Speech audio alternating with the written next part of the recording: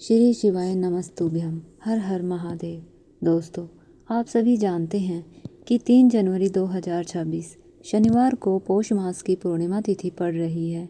यह तिथि इसलिए अत्यंत विशेष मानी गई है क्योंकि पौष पूर्णिमा का शनिवार के दिन आना बहुत ही दुर्लभ संयोग होता है। शास्त्रों और पूज्य गुरुओं के अनुसार जब शनिवार और पूर्णिमा का संयोग बनता है तब उस दिन किया गया छोटा सा उपाय भी अत्यंत बड़ा और शीघ्र फल देने वाला होता है। शिव पुराण कथा में स्पष्ट बताया गया है, यदि कभी पौष मास की पूर्णिमा शनिवार को पड़े तो उस दिन 11 चावल के दानों का उपाय अवश्य करना चाहिए। ऐसा संयोग पूरे वर्ष में केवल एक बार आता है। बहुत से लोग पूरे साल यह उपाय नहीं कर पाते। 3 जनवरी का यह दिन उन सभी के लिए अंतिम और अत्यंत शुभ अवसर है। यदि आपने पूरे वर्ष यह उपाय नहीं किया तब भी इस दिन श्रद्धा के साथ किया गया यह उपाय आपको ऐसा फल देगा जिसकी आपने कभी कल्पना भी नहीं की होगी।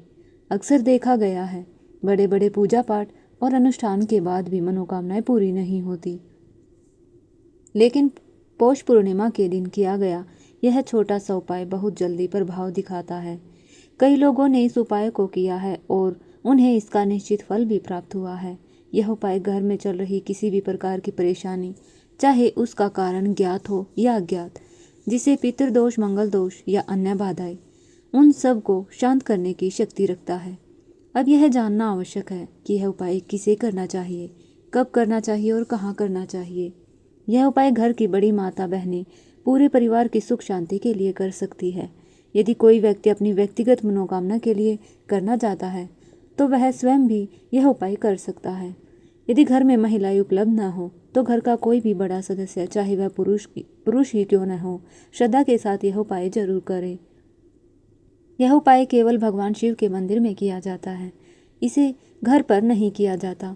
समय की बात करें तो इसे सुबह स्नान के बाद या शाम को प्रदोष काल में किया जाए।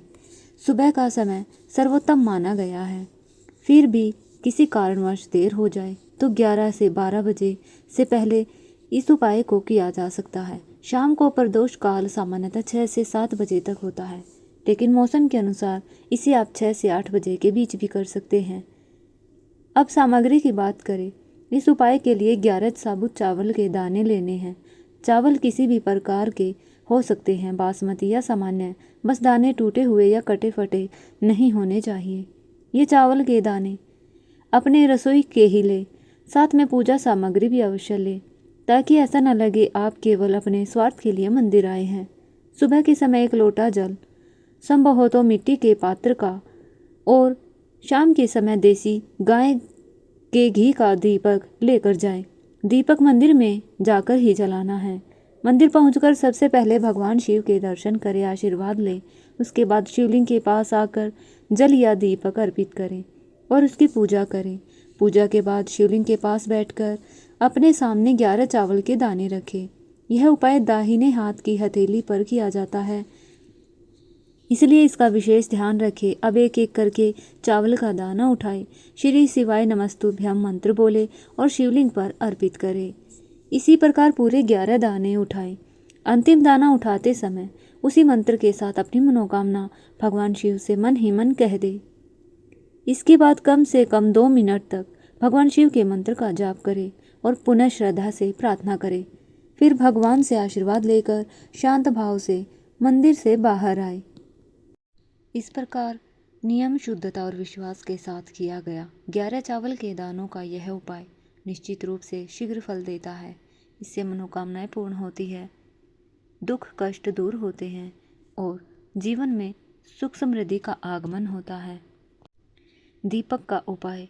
दोस्तों, शाम को प्रदोष काल 4:30 बजे से 6 बजे के बीच में शिव मंदिर में जाना है। एक मिट्टी का दिया लेना है और घी डालकर अपने मन की कोई भी मनोकामना बोलकर वहां से वापस आना है। यह उपाय करने से आपको मनोवांछित फल मिलता है और आपकी सारी मनोकामनाएं पूरी हो जाती है। अंत में यही कहा गया है कि पौष पूर्णिमा, शनिवार और भगवान शिव की कृपा, इन तीनों का यह दुर्लभ संयोग आपके जीवन में धन, सुख और शांति लेकर आता है। इसलिए इस अवसर को हाथ से न जाने दें। हर हर महादेव। ओम नमः शिवाय।